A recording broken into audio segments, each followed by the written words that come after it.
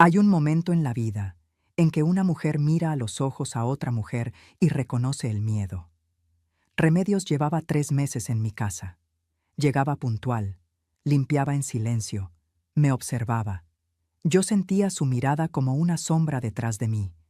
Pero esa tarde me la encontré llorando en la cocina, con un papel doblado entre las manos que temblaban. Me lo extendió sin decir nada. Era una lista. Mis horarios, mis llamadas, las veces que había llorado sola, las pastillas que tomaba. Todo anotado con fecha y hora. Señora, me dijo con la voz rota, no soy la primera a la que le hago esto. La mamá de Yolanda también. No pudo terminar la frase. No necesitó hacerlo. En ese instante entendí todo. Y también entendí que Yolanda acababa de cometer el error más grande de su vida. Ponerme una espía. Que tenía conciencia. Qué alegría tenerte aquí conmigo. Si estás viendo este video, te pido con mucho cariño que te suscribas al canal. Por favor, necesitamos mucho alcanzar 40,000 suscriptores. ¿Puedo contar con su ayuda? Estamos construyendo una comunidad hermosa de mujeres fuertes. Su presencia es muy importante. Y su apoyo es esencial para nuestro trabajo, para que sigamos contando historias como esta. Cuéntame también en los comentarios desde dónde nos está escuchando. Nos emociona saber hasta dónde llegan nuestras historias. Tomé ese papel con las 2 manos, lo sostuve como si fuera algo frágil, como si pudiera deshacerse si lo apretaba demasiado, aunque en mi interior algo me decía que debía apretarlo con toda la fuerza que tenía, que debía grabarlo en mi memoria, línea por línea, palabra por palabra, porque cada una de esas palabras era una pieza de algo que yo todavía estaba tratando de entender en su totalidad. La cocina estaba en silencio, no el silencio tranquilo de las mañanas cuando yo preparaba el café y escuchaba el mundo despertar despacio, ese silencio tibio y conocido que me había acompañado tantas veces, sino un silencio denso, espeso, del tipo que solo existe cuando algo irreversible acaba de ocurrir. Cuando el aire mismo parece haberse detenido para ser testigo de lo que está pasando. La luz de la tarde entraba por la ventana pequeña sobre el fregadero y caía sobre el papel con una crueldad casi poética, iluminando cada anotación como si quisiera asegurarse de que yo no pudiera ignorar ni una sola letra, ni un solo detalle de lo que alguien había estado haciendo dentro de los límites de lo que yo creía que era mi hogar. Leí la primera línea. Luego la segunda, y conforme mis ojos avanzaban por ese documento, sentí que el piso bajo mis pies se volvía menos sólido, no porque me estuviera cayendo, sino porque estaba entendiendo, de verdad entendiendo, con esa claridad fría e incómoda que solo viene cuando uno ya no puede seguir ignorando algo, que alguien había estado dentro de mi vida sin que yo lo supiera. Alguien había estado tomando nota de mis movimientos, de mis tristezas, de mis pequeños tropiezos cotidianos, y los había convertido en evidencia, en argumentos, en armas. Las entradas estaban escritas con una letra apretada, obediente, la letra de alguien que ha aprendido a obedecer sin cuestionarse demasiado, sin permitirse pensar mucho en lo que significan las palabras que está escribiendo. Confundió las llaves 2 veces en la misma semana. Eso decía una de las líneas. Yo recordé esos momentos con una precisión que me sorprendió, como si mi memoria hubiera guardado esos instantes sin que yo le pidiera que lo hiciera. Recordé que había dejado las llaves sobre la mesa del comedor en lugar de colgarlas en el gancho de la entrada y que luego las había buscado durante unos minutos antes de encontrarlas exactamente donde yo misma las había puesto. Eso era todo. Un descuido ordinario, absolutamente ordinario, el tipo de cosa que le pasa a cualquier persona en cualquier día de su vida, sin importar la edad que tenga ni el estado en que se encuentre su mente. Pero en ese papel, escrito con fecha y con hora, parecía otra cosa completamente distinta. Parecía el inicio de un diagnóstico. Parecía el primer ladrillo de una pared que alguien estaba construyendo alrededor de mí, ladrillo por ladrillo, entrada por entrada, sin que yo me diera cuenta. Más abajo, otra línea. Lloró durante una llamada telefónica. No quiso explicar con quién hablaba. Cerré los ojos un segundo y dejé que el recuerdo llegara solo. Esa llamada había sido con una amiga de la infancia que me contó que su esposo estaba muy enfermo, que los médicos no le daban buenas noticias, que ella estaba asustada y sola. Lloré porque me dolió, porque cuando una tiene cierta edad, las malas noticias de las personas queridas ya no suenan solo como noticias, sino como recordatorios, como señales de que el tiempo pasa de verdad y de que las cosas que amamos son frágiles. Lloré también porque la extrañaba a ella, porque hacía mucho que no la veía, porque la distancia entre dos personas que se conocen desde niñas a veces duele de una manera específica que no tiene mucho remedio. Pero nadie en esa casa me había preguntado si estaba bien cuando terminé esa llamada. Nadie había tocado mi puerta esa tarde para decirme que me habían escuchado y que querían saber qué pasaba.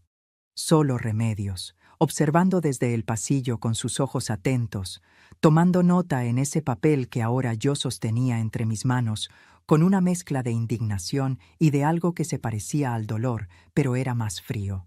Y luego otra entrada que me heló por dentro más que todas las demás, que me hizo contener el aliento un momento antes de seguir leyendo. Tomó pastillas sin avisar. No informó al médico de la familia. No había ningún médico de la familia. Nunca lo había habido desde que yo llegué a esa casa. Nunca nadie me había dicho que existía algo así, ni que yo tenía que reportarle nada a nadie.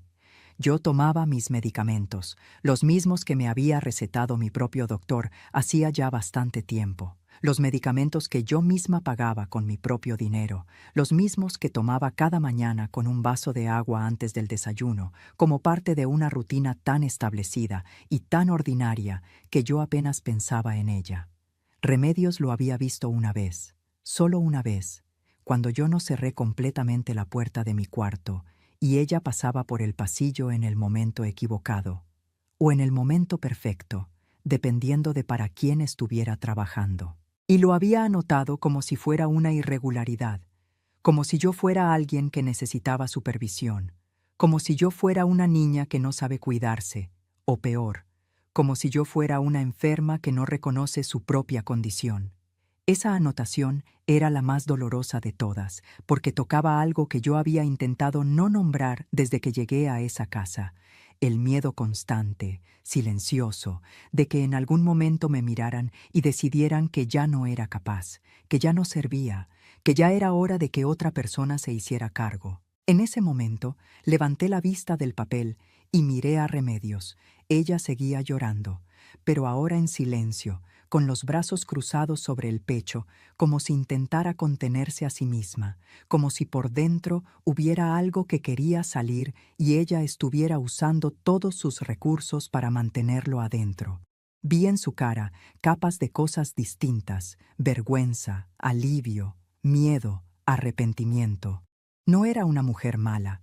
Eso lo vi con claridad absoluta en ese momento y no me lo he cuestionado desde entonces. Era una mujer asustada, una mujer que había necesitado el trabajo con esa urgencia específica que tiene la necesidad cuando es real, y que había aceptado condiciones que ahora le pesaban en el alma con un peso que ya no podía cargar sola. Me había confesado porque no podía seguir callada. Había llegado a un punto en el que el silencio le costaba más que las consecuencias de hablar. Y eso, aunque yo en ese momento todavía estaba procesando el golpe de lo que había descubierto, era algo que yo tenía que reconocer y respetar.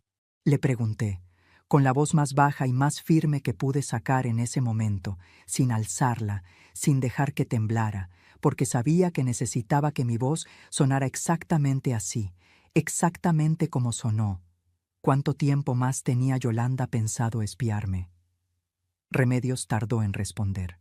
Se limpió los ojos con el dorso de la mano, respiró una vez y me miró con una expresión que era mitad vergüenza y mitad alivio, como si hubiera cargado ese secreto durante tanto tiempo que ya no podía más con él, y la pregunta directa le hubiera dado el permiso que necesitaba para soltarlo por completo. Los formularios ya están completos, dijo finalmente con la voz todavía rota. Solo falta que Yolanda los protocolice, que los entregue formalmente. Todo está listo. Hubo una pausa brevísima antes de que añadiera, casi en un susurro: «El asilo ya tiene la cama reservada a su nombre». Las palabras cayeron en la cocina como piedras en un pozo profundo, ya completos, ya listos. Una cama reservada con mi nombre en algún registro, en algún archivo de alguna institución que yo no había elegido y a la que yo no había dado mi consentimiento, esperando solo que alguien entregara los papeles para que yo dejara de existir en esta casa y en esta vida como una persona que toma sus propias decisiones y vive en sus propios términos. Sentí muchas cosas al mismo tiempo, tantas que por un momento no supe cuál era la más verdadera. Un frío que empezaba en el centro del pecho y se extendía hacia afuera como el agua cuando cae en una superficie quieta, una rabia sorda y caliente que no sabía bien a dónde ir. Una tristeza que no era por mí misma, sino por todas las mujeres que habían llegado a ese mismo momento y no habían tenido a nadie que les extendiera el papel a tiempo. Y debajo de todo eso, algo más extraño, algo que tardé en reconocer porque no lo esperaba en ese momento: claridad. Una claridad absoluta y helada, como la que da el amanecer cuando uno ha pasado la noche entera sin dormir, pensando en algo. Y de pronto, cuando la luz llega, todo se ve con una nitidez que la oscuridad no permitía. Volteé hacia la ventana. El carro de Yolanda seguía estacionado afuera, en el mismo lugar de siempre, tan tranquilo y tan ordinario como cualquier otro martes. La camioneta oscura que Yolanda conducía con esa suficiencia silenciosa que tenía para todo, para entrar a una habitación, para dar una orden, para mirarme cuando creía que yo no me daba cuenta. Y algo dentro de mí se acomodó en su lugar con un clic que no hizo ruido, pero que yo sentí en todo el cuerpo. No era desesperación lo que sentí al mirar ese carro. No era el pánico desordenado de alguien que acaba de descubrir que está atrapada y no sabe por dónde salir. Era exactamente lo contrario. Era la calma específica, casi quirúrgica, de alguien que acaba de entender con precisión qué terreno está pisando, qué fuerzas están en juego y qué tiene que hacer a continuación para que el desenlace no sea el que la otra persona planeó. Doblé el papel con cuidado. Lo doblé por la mitad, luego en 4, con la misma atención con la que uno dobla algo que sabe que va a necesitar después. Algo que no puede permitirse perder ni arrugar. Lo guardé en el bolsillo del delantal con un gesto tranquilo, casi ceremonioso. Y luego miré a Remedios, que me observaba sin entender del todo qué estaba ocurriendo dentro de mí, qué decisión se había tomado en el silencio de esos últimos minutos. Le dije con una calma que sorprendió incluso a la parte de mí que conoce mejor a Consuelo: séquese las lágrimas. Todavía la necesito trabajando aquí. El alivio en su rostro fue inmediato y visible, como cuando se afloja algo que ha estado apretado demasiado tiempo, y también algo parecido a la confusión. Ella esperaba que la despidiera, esperaba consecuencias directas y rápidas. No esperaba esto, no esperaba calma, no esperaba una petición de que siguiera. Pero esto era lo que había, y lo que vendría después, Yolanda tampoco lo esperaba. ¿Alguna vez has sentido que alguien en quien confiabas estaba observando cada uno de tus pasos sin que lo supieras? Que lo que creías que era tu hogar era en realidad una trampa tendida con paciencia y con premeditación? Sigue con nosotras, porque lo que Consuelo hizo con ese papel en el bolsillo cambiaría para siempre el destino de todos en esa casa. Me llamo Consuelo. Tengo 61 años y he pasado la mayor parte de mi vida aprendiendo a hacer mucho con poco, a encontrar dignidad en los espacios pequeños, a sostenerme cuando el suelo temblaba. Crecí en una familia humilde donde el dinero siempre fue escaso, pero el orgullo nunca faltó, y desde joven aprendí el oficio de la costura, no como un pasatiempo, ni como una manera de llenar el tiempo, sino como la forma real y concreta de sostenerme a mí misma y más tarde de sostener a mi familia. Con estas manos, callosas y firmes, cosí ropa para medio vecindario, arreglé vestidos de novia, bordé manteles para quinceañeras de familias que tenían más que yo, pero que sabían que mi trabajo valía lo que costaba.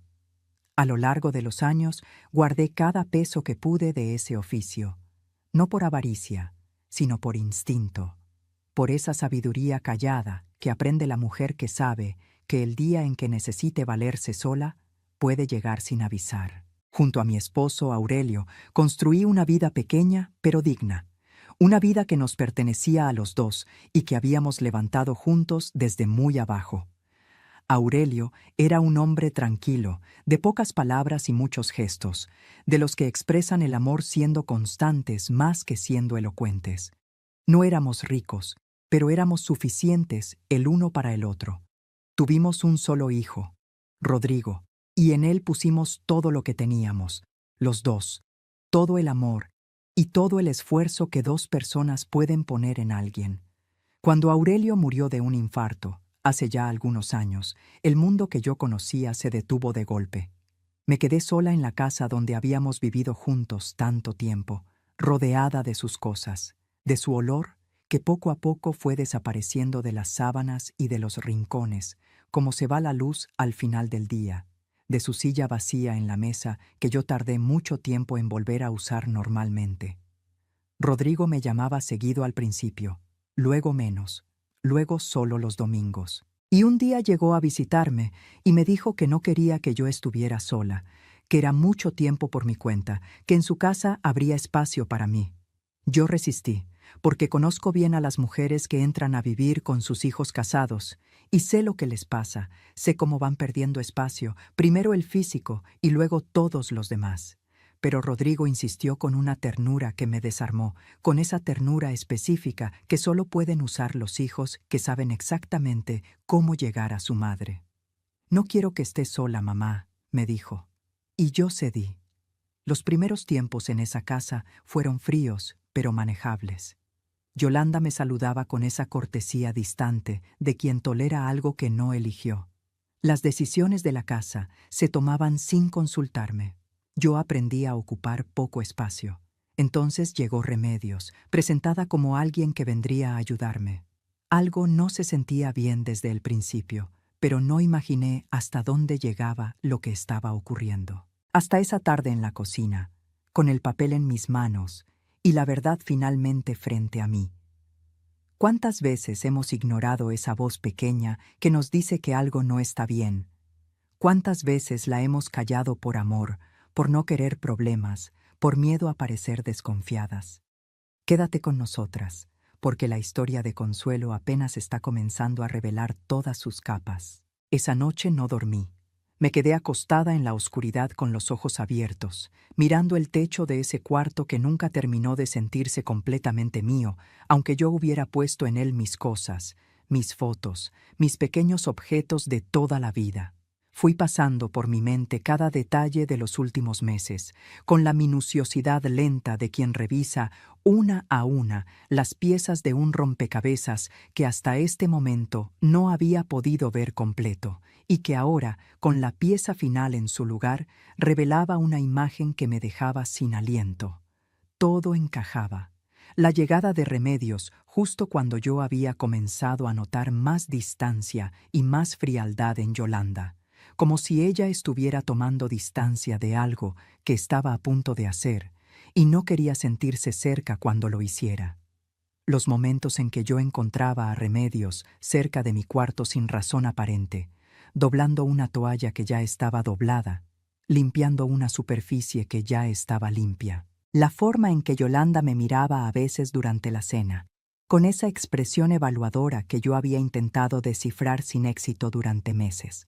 Todo había sido parte de un plan, no una reacción impulsiva ni una decisión tomada en un momento de enojo.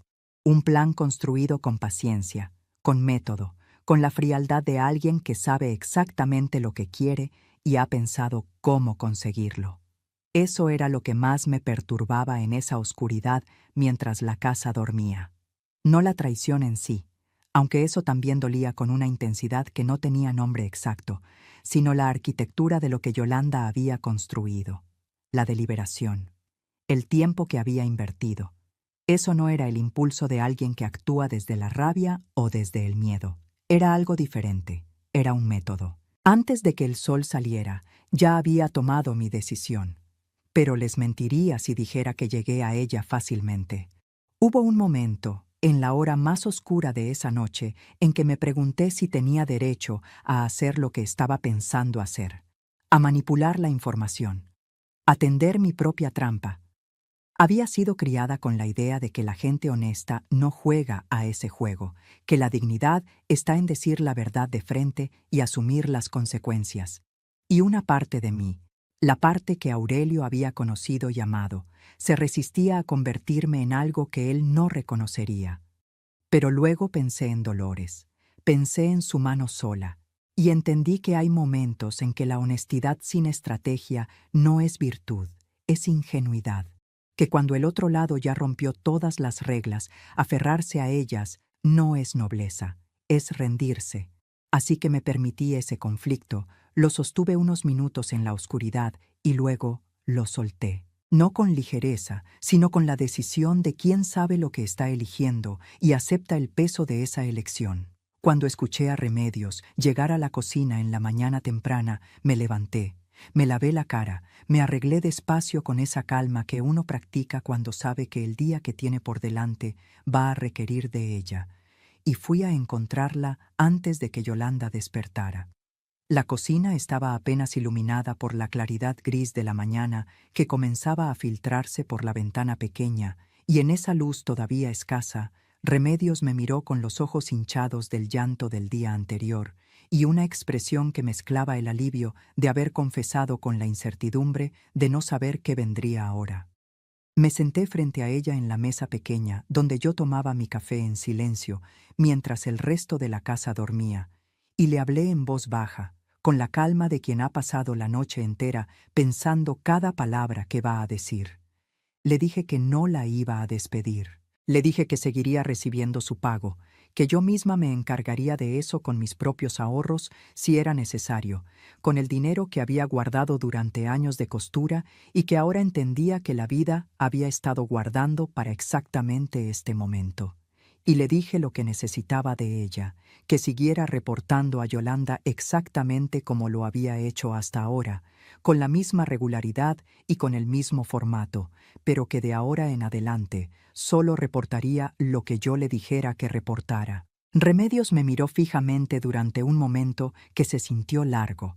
¿Y si Yolanda se da cuenta?, me preguntó con una voz que todavía cargaba el miedo de la noche anterior. No se va a dar cuenta, le dije, porque vas a seguir siendo la misma Remedios de siempre, con la misma rutina, con la misma actitud, solo que ahora vas a trabajar para mí. Hubo un silencio breve pero significativo. Luego le pregunté lo que llevaba horas queriendo saber, la parte de la historia que ella había comenzado a contarme el día anterior y no había podido terminar. Le pregunté por la madre de Yolanda. Remedios cerró los ojos un momento, como preparándose internamente para cargar algo pesado, como alguien que toma aire antes de levantar un peso. Cuando los abrió, me contó. La madre de Yolanda se llamaba Dolores. Era una mujer mayor, viuda también, que había vivido con Yolanda y su primer esposo cuando Yolanda todavía estaba en ese matrimonio anterior, antes de Rodrigo, antes de esta casa, antes de todo lo que yo conocía de ella. Remedios había trabajado en esa casa también. Y me confesó algo que se le había quedado clavado todos estos años, que en aquella primera vez no entendió del todo lo que estaba haciendo, que Yolanda le había dicho que era para proteger a Dolores, que la señora tenía episodios de confusión, que los reportes eran para ayudar al médico a llevar un seguimiento. Remedios era más joven entonces, necesitaba el trabajo con una desesperación que no le dejaba espacio para preguntar demasiado. Solo cuando todo terminó, cuando Dolores fue llevada y no regresó, entendió la magnitud de lo que había hecho con su silencio, y esa comprensión tardía fue la que la había traído, años después, a mi cocina, con el papel entre las manos y el llanto que no podía contener. Remedios había hecho exactamente lo mismo que estaba haciendo ahora conmigo: observar, registrar, documentar los tropiezos cotidianos de una mujer mayor hasta convertirlos en un expediente que pareciera justificar una decisión que ya estaba tomada de antemano. El esposo de Yolanda en aquel entonces había firmado los documentos de internación sin entender bien lo que firmaba. Yolanda se los había presentado, mezclados con otros papeles sin importancia, en un momento de prisa y distracción, diciéndole que eran trámites del seguro médico de Dolores. El médico que los avaló era un conocido de Yolanda que había redactado un informe hablando de deterioro cognitivo leve con riesgo de agravamiento. Un diagnóstico lo suficientemente vago para ser difícil de refutar y lo suficientemente técnico para sonar convincente. Él firmó sin leer lo que firmaba, y Dolores fue llevada a un asilo. Remedios me dijo que Yolanda nunca fue a visitarla después de eso, que Dolores murió en ese lugar, en una habitación que no era la suya, rodeada de personas que no la conocían, sin que su hija estuviera presente para decirle adiós, sin que ningún familiar estuviera ahí para tomar su mano en el momento final. Ese detalle se me quedó grabado con una claridad que dolía. La mano de Dolores, sola, sin nadie que la sostuviera. Sentí algo moverse dentro de mí cuando escuché todo eso. Algo que no era solo miedo ni solo rabia, sino una especie de reconocimiento oscuro y visceral. Yo estaba mirando mi propio futuro posible. El futuro que Yolanda ya había ensayado una vez con su propia madre, con su propia sangre, y que ahora pensaba repetir conmigo. Lo que hacía todo más escalofriante era precisamente eso, que no era la primera vez, que Yolanda no estaba improvisando, que sabía exactamente lo que hacía porque ya lo había hecho y le había funcionado, y eso me decía algo importante sobre con quién estaba tratando, algo que yo tenía que tener muy presente. Pero entender la frialdad de Yolanda también me permitió entender algo más, su mayor vulnerabilidad. Una mujer que confía tanto en su propio método, que lo ha visto funcionar una vez, tiende a subestimar a quien tiene enfrente. Yolanda me había visto callar, ceder, ocupar poco espacio durante todo el tiempo que llevaba en esa casa. Me había catalogado como alguien que no opondría resistencia. Esa certeza suya era el único lugar donde yo podía moverme sin que ella lo notara. Esa misma mañana comencé a construir mi nueva versión para los ojos de Yolanda. Me levanté un poco más temprano de lo habitual y ordené mi cuarto con una meticulosidad exagerada y visible. Desayuné con una tranquilidad que no sentía por dentro, pero que me esforcé en mantener en la superficie. Cuando Yolanda bajó, la saludé con una serenidad que debió parecerle extraña, aunque confiaba en que la atribuyera a algo sin importancia. Y le pedía Remedios, en un intercambio rápido, cuando Yolanda estaba en otra habitación, que en su próximo reporte describiera a una mujer organizada, serena, lúcida, sin ningún comportamiento que pudiera ser señalado como problemático. Era el primer movimiento de un juego que Yolanda no sabía que había comenzado. Y mientras tanto, guardaba dentro de mí, con cuidado de no dejar que se me notara en el rostro ni en el cuerpo, toda la información que Remedios me había dado. La usaría, a su tiempo, con precisión. ¿Alguna vez te has visto obligada a actuar con calma cuando por dentro estabas ardiendo? ¿A construir una sonrisa sobre un dolor que nadie podía ver? Hay mujeres que aprenden eso con los años, no porque quieran, sino porque la vida no les dejó otra opción. Sigue con nosotras, porque Consuelo apenas comenzaba a mover las piezas del tablero. Si te está gustando esta historia, por favor, asegúrate que ya está suscrita al canal. Necesitamos mucho alcanzar 40,000 suscriptores. ¿Puedo contar con su apoyo a nuestro trabajo? Los días que siguieron fueron una especie de teatro sostenido, una actuación que yo representaba desde adentro hacia afuera en cada momento de cada día, y en la que nadie en esa casa sabía que estaba ocurriendo. Me moví por los espacios de esa casa con una calma que no sentía, pero que había decidido habitar como si fuera una segunda piel, como si fuera mía de verdad. Organizaba mis cosas con un cuidado visible y consistente, mis medicamentos en fila ordenada sobre el tocador, mi ropa doblada con precisión, mis llaves siempre en el mismo gancho a la entrada, sin variación ni descuido. Respondía con paciencia cuando me hablaban. No perdía nada, no confundía nada, no lloraba donde pudieran verme. Era la imagen exacta de lo que Yolanda no necesitaba que yo fuera. Una mujer estable, organizada, presente en sí misma, sin ninguna grieta visible por donde pudiera colarse una justificación para lo que ella estaba planeando. Y Remedios reportaba exactamente eso, con la puntualidad y la consistencia de siempre. Al principio, Yolanda no dijo nada directamente, pero yo la observaba también, con la misma atención callada y sostenida con la que ella me había estado observando a mí durante meses, y podía ver en su rostro que algo le incomodaba. Había una pequeña arruga entre sus cejas cuando me miraba a veces durante la cena, un gesto apenas perceptible de desconcierto, como cuando uno espera que algo ocurra y no ocurre, y no sabe bien cómo reaccionar ante esa ausencia. Esperaba que yo le diera material, que me equivocara en el momento equivocado, que me confundiera, que llorara, que hiciera alguna de esas cosas que ella ya tenía catalogadas en su método, y yo no lo hacía.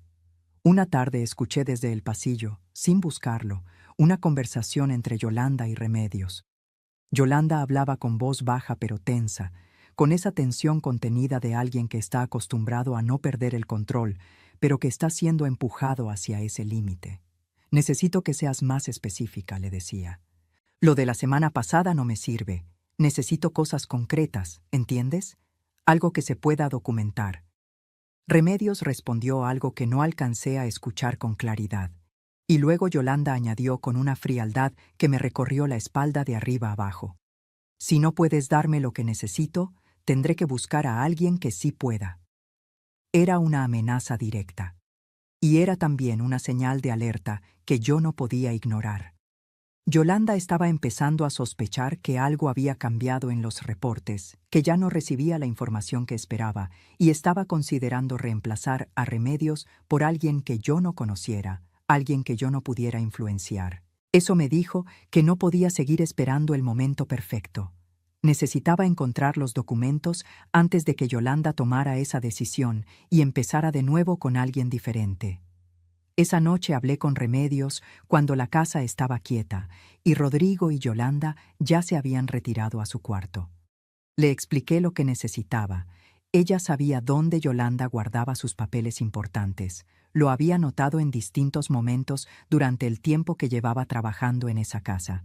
Era un cajón en el escritorio del cuarto que Yolanda usaba como oficina personal, siempre cerrado con una llave pequeña que ella guardaba en su bolso. Remedios me explicó que no sabía de ninguna copia de esa llave, pero que en cierta ocasión había visto a Yolanda abrir ese cajón justo antes de salir deprisa, y en el apuro había notado cómo Yolanda deslizaba la llave detrás del cuadro que colgaba sobre el escritorio antes de abandonar el cuarto, como si lo hiciera por instinto, sin pensar en que alguien más pudiera estar mirando.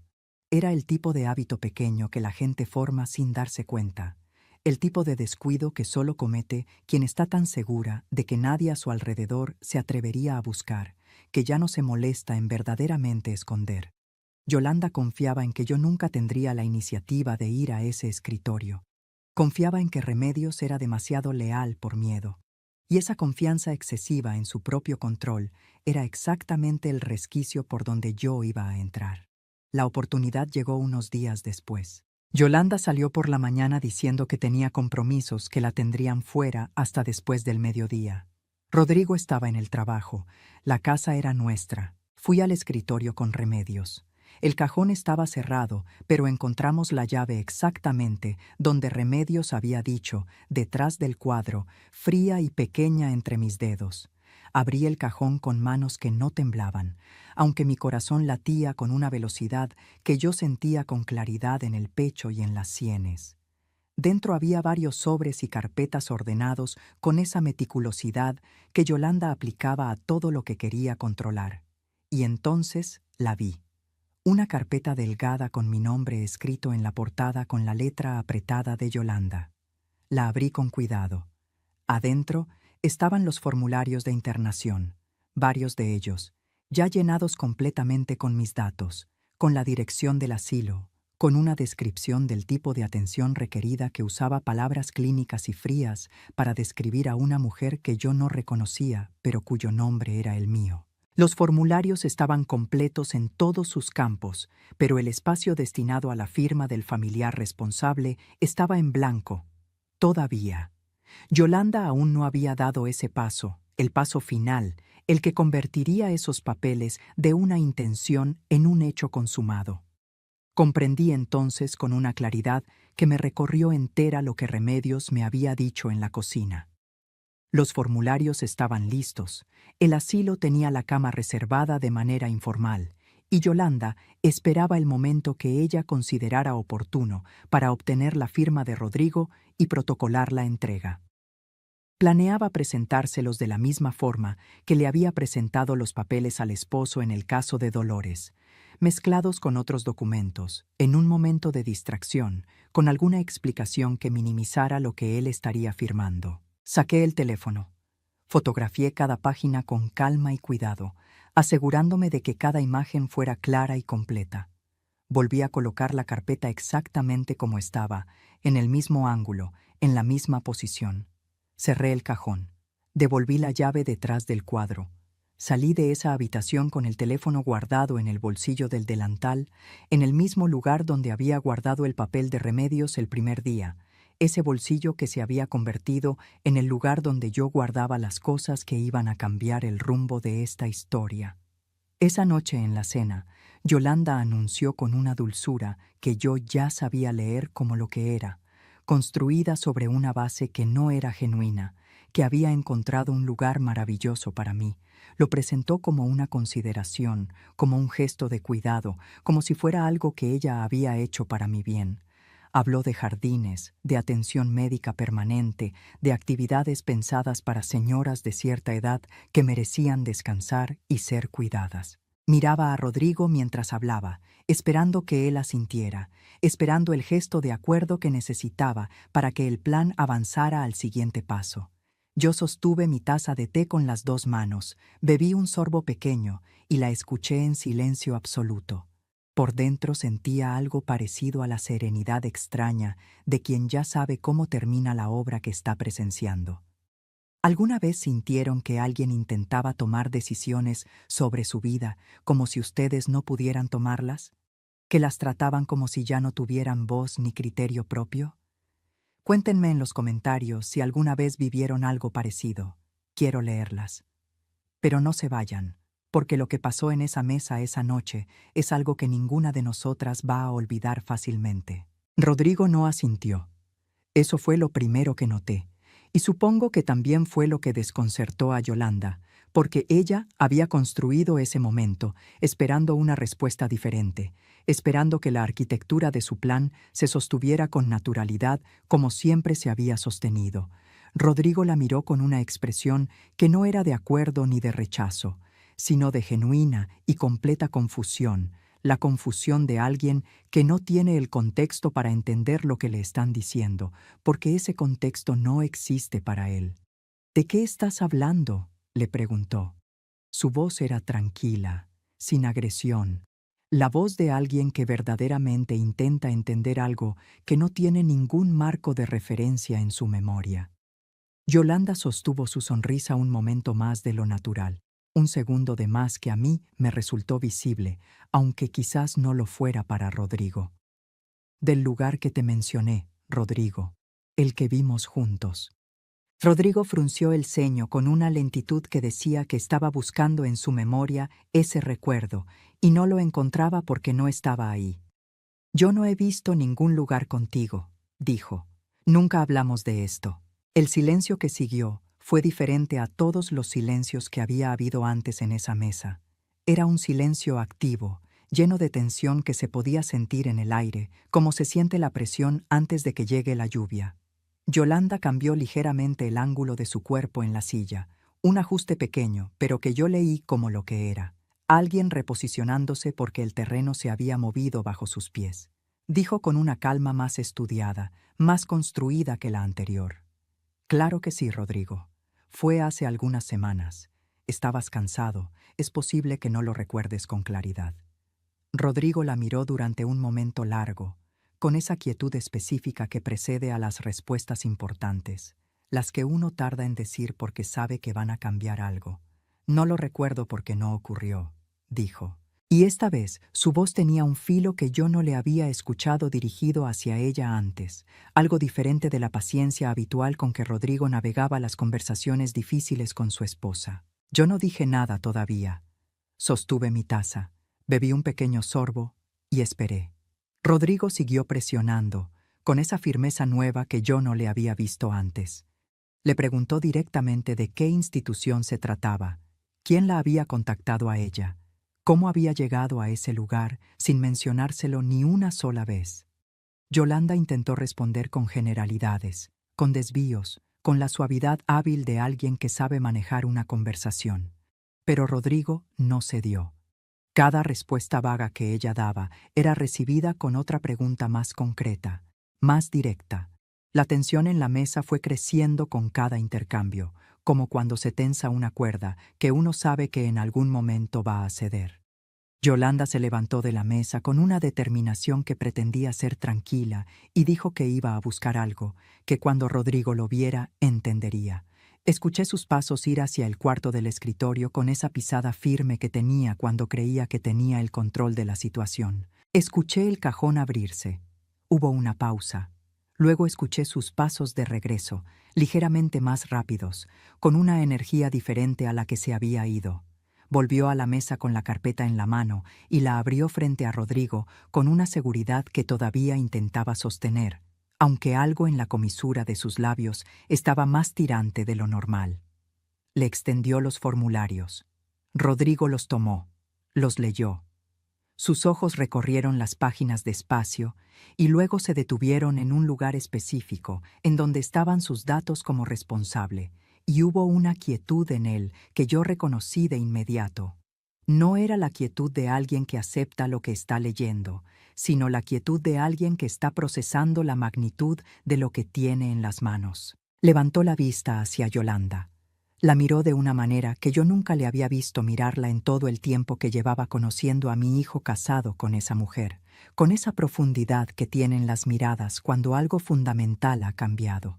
Y dijo con una voz que salió muy despacio, muy baja, muy clara, con esa claridad específica de las palabras que se dicen una sola vez y no necesitan repetirse: Yolanda, yo nunca firmé esto, ni firmaré.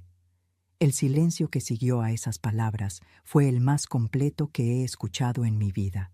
El tipo de silencio que existe cuando algo que ha estado construyéndose en secreto durante mucho tiempo se derrumba de golpe en un instante, y el derrumbe es tan súbito que tarda un momento en volverse real para todos los que lo presencian.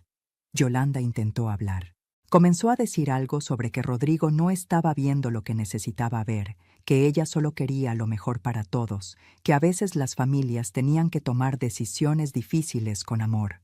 Pero las palabras le salían sin el orden habitual, sin la fluidez cuidada que siempre tenía, como si el guión que había preparado no contemplara este momento exacto y ella estuviera improvisando sin red. Rodrigo no la dejó terminar. Nunca voy a firmar nada que decida el futuro de mi madre sin que ella lo elija, dijo, y ahora su voz tenía la firmeza de alguien que ha dicho algo que no tiene vuelta atrás. Fue entonces cuando saqué mi teléfono del bolsillo del delantal. Lo puse sobre la mesa con cuidado, con la pantalla encendida, mostrando las fotografías que había tomado días antes en esa misma casa. Las fotos de los formularios completos, de la carpeta con mi nombre, de cada página que dejaba ver la extensión de lo que Yolanda había estado preparando en silencio. Y hablé por primera vez en toda esa escena, con la voz baja y firme que había estado practicando en el silencio de mis noches durante semanas, con la calma de alguien que no necesita subir el volumen porque sabe que lo que va a decir es suficiente. Hay más cosas que deberías saber, hijo. Cosas sobre la mamá de Yolanda y sobre cómo ella murió. Vi el momento exacto en que Yolanda comprendió que había perdido. No fue un gesto dramático, no fue un llanto ni un grito ni una acusación. Fue algo mucho más pequeño y mucho más definitivo. Sus manos soltaron la carpeta sobre la mesa y por primera vez desde que yo la conocía no supo qué hacer con ellas. Las dejó quietas sobre el mantel como si hubieran olvidado a qué venían. Rodrigo me miró. Luego miró a Yolanda. Y en ese movimiento de sus ojos, de mí hacia ella, estaba contenida una pregunta que él no necesitó hacer en voz alta porque la respuesta ya empezaba a formarse sola en el silencio que lo rodeaba todo. ¿Alguna vez creíste que ya sabías cómo terminaría algo y de pronto todo cambió en un instante? ¿Que la verdad llegó de una manera que nadie esperaba? Quédate hasta el final, porque lo que vino después de esa noche es lo que más importa de toda esta historia. Los días que siguieron a esa noche fueron lentos y pesados, con esa lentitud específica que tienen los días en que algo grande se está derrumbando, pero todavía no ha terminado de caer. Cuando uno vive en la brecha entre lo que ya no puede seguir siendo y lo que todavía no sabe exactamente qué será. Rodrigo no durmió bien esa noche. Yo podía saberlo por los sonidos de la casa, por los pasos que escuché en el pasillo en las horas pequeñas, por la luz que vi filtrarse bajo su puerta cuando el resto del mundo estaba quieto. Al día siguiente se levantó temprano y sin decirle a nadie a dónde iba, salió. Regresó horas después con una expresión que yo reconocí porque es la expresión de alguien que ha ido a confirmar algo que esperaba que fuera mentira y que ha regresado con la certeza de que no lo era. Había llevado los formularios a alguien que entendiera del asunto. Le confirmaron que su nombre había sido usado sin su consentimiento, que los documentos tenían un peso legal que no podía ignorarse, que lo que Yolanda había hecho tenía un nombre concreto y consecuencias concretas que él tendría que decidir cómo manejar. Lo que siguió no fue una resolución rápida ni limpia. Fueron días tensos, habitados por una incomodidad que impregnaba cada rincón de esa casa. Rodrigo y Yolanda tenían conversaciones largas con la puerta cerrada y yo escuchaba desde mi cuarto, sin querer escuchar pero sin poder evitarlo, voces que a veces subían y otras caían en silencios que se extendían durante horas, como si alguno de los dos hubiera dicho algo que dejara al otro sin palabras para responder. El peso de esos días era diferente al peso de los anteriores. Antes había una amenaza que yo veía venir y que me mantenía alerta. Ahora la amenaza estaba desarticulada, pero el daño seguía ahí, visible, y todos en esa casa lo respiraban. Yolanda intentó varias versiones de lo que había ocurrido, cada una diferente de la anterior, cada una buscando el ángulo desde el que su decisión pudiera parecer justificable o al menos comprensible. Intentó la versión de que solo quería mi bienestar, que el lugar al que había pensado llevarme era realmente bueno, que Rodrigo no estaba viendo las señales de que yo necesitaba más cuidado del que podía recibir en esa casa. Rodrigo le preguntó por qué había preparado documentos sin consultarle.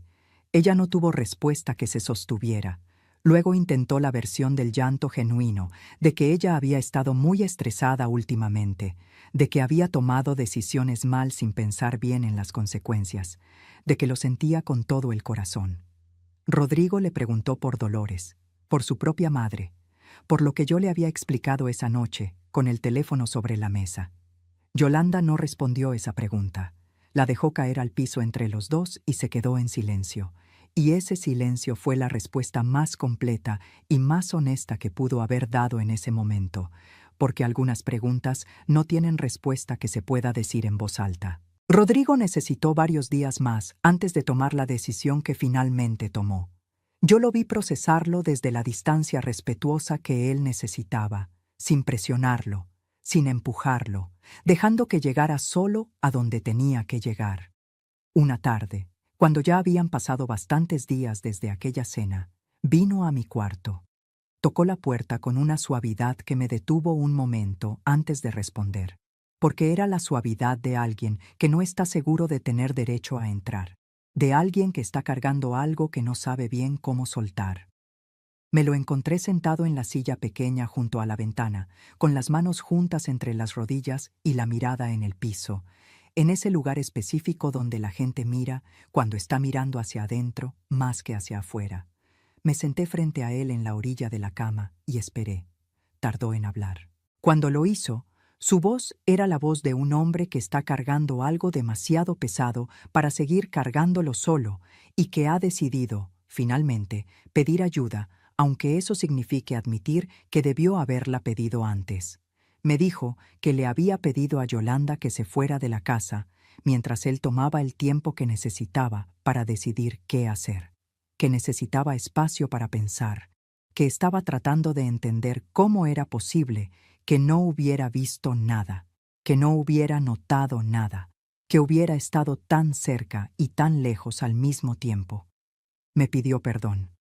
No con palabras grandes ni con frases elaboradas que buscaran cubrir mucho con pocos gestos. Me lo pidió con esa sencillez rota que tienen los perdones verdaderos, los que vienen del lugar donde duele reconocer que fallaste a alguien que no merecía ser fallado. Yo lo miré durante un momento largo. Pensé en todo lo que había vivido bajo ese techo desde que llegué, en los silencios de Yolanda que llenaban los cuartos como un clima que nadie nombraba pero todos respiraban. En las noches que había llorado sin hacer ruido para no incomodar a nadie, para no ser más peso del que ya sentía que era. En las veces que había recogido mis cosas del lugar donde las había dejado, porque alguien las había movido sin preguntarme, como si los espacios que yo ocupaba fueran prestados irrevocables. Pensé en los meses que había vivido siendo observada como un problema a resolver, catalogada en ese papel frío como una mujer que confunde llaves y llora sola, sin que nadie me preguntara cómo estaba de verdad. Pensé en la noche en que Remedios me entregó ese papel y en todo lo que había tenido que hacer para llegar hasta este momento. Y luego miré a mi hijo, que estaba ahí, frente a mí, con los ojos húmedos y las manos quietas, y me permití decirle lo que necesitaba decir, no para herirlo, sino porque el perdón verdadero no puede construirse sobre mentiras de cortesía. No voy a fingir que no me dolió, Rodrigo, le dije. Me dolió que no preguntaras, que no notaras, que yo necesitara volverme estratega dentro de la casa de mi propio hijo para protegerme. Él no intentó defenderse. Recibió esas palabras con la quietud de quien sabe que son verdad, y que lo único que puede hacer con la verdad es sostenerla. Entendí entonces que el amor no desaparece solo porque alguien nos falle, pero también entendí que el amor honesto no esconde la herida para que el otro se sienta mejor. Lo abracé con esa fuerza específica que solo tienen las madres cuando saben que su hijo necesita más de lo que puede pedir con palabras. Y no fingí que no había habido dolor, porque sí lo hubo, profundo y real y con nombre propio. Pero tampoco dejé que ese dolor fuera la última palabra entre nosotros, porque él no era el enemigo, nunca lo había sido, y eso también era una verdad que merecía ser sostenida. Unos días después llegó el momento de despedirme de Remedios. Llegó un día común, sin anuncio, con esa naturalidad que tienen los momentos que importan cuando uno no los dramatiza. Le entregué su pago, el doble de lo acordado, en un sobre cerrado que puse entre sus manos con las dos mías, sin prisa, sin discurso. Ella lo sostuvo sin abrirlo y me miró. Le di también una carta que había escrito a mano la noche anterior, con esa letra apretada y firme con la que había cosido tantas cosas a lo largo de mi vida, la letra de alguien que sabe que las palabras importan y que por eso no las desperdicia, pero tampoco las escatima cuando son necesarias. En la carta le decía que su valentía había cambiado el rumbo de una historia que podría haber terminado de manera muy diferente para mí, que había hablado cuando hubiera sido mucho más fácil y más seguro guardar silencio, que había elegido la conciencia sobre la comodidad y que eso no era poca cosa, que no iba a olvidar lo que había hecho. Remedios leyó la carta ahí mismo, de pie en la puerta, con la luz de la mañana cayendo sobre las páginas. Cuando terminó, tenía los ojos brillantes y una expresión que yo reconocí como la de alguien que ha llevado culpa durante mucho tiempo y acaba de recibir permiso para soltarla. Nos abrazamos. Fue un abrazo breve pero verdadero, del tipo que no necesita durar mucho tiempo para decir todo lo que tiene que decir. La vi alejarse por la calle y me quedé un momento en la puerta, sintiendo el aire de la mañana en la cara, ese aire limpio que tiene la mañana cuando uno ha dormido bien por primera vez en mucho tiempo. Meses después, tomé la decisión que había estado madurando en silencio desde aquella tarde en la cocina con el papel entre mis manos. Volví a mi propia casa. No me fui con rencor acumulado ni con la necesidad de que alguien me viera marcharme. Me fui con algo que Yolanda, sin quererlo, me había devuelto al intentar quitármelo para siempre: mi autonomía, mi capacidad de tomar mis propias decisiones, de vivir en mis propios espacios, de ser la dueña de mis propios días y de mis propias noches, y de mis propias llaves, y de mis propios medicamentos, y de cada cosa pequeña y grande que compone una vida que me pertenece. Hay mujeres que pasan por el fuego y salen de él más sabias, no porque el fuego no las quemara, sino porque aprendieron a reconocer el calor antes de que llegaran las llamas. Yolanda pensó que mi silencio era debilidad. Pensó que porque yo no gritaba, no veía.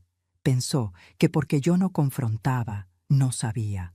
Pero hay mujeres que no gritan cuando las hieren. Esperan, observan, piensan. Y cuando llega el momento adecuado, no necesitan vengarse ni pedir justicia en voz alta. Solo necesitan que la verdad hable por ellas.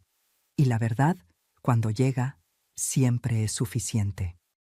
Si te gustó esta historia, haz clic en este próximo video que está apareciendo en la pantalla, porque la próxima traición supera todo lo que has visto hasta ahora.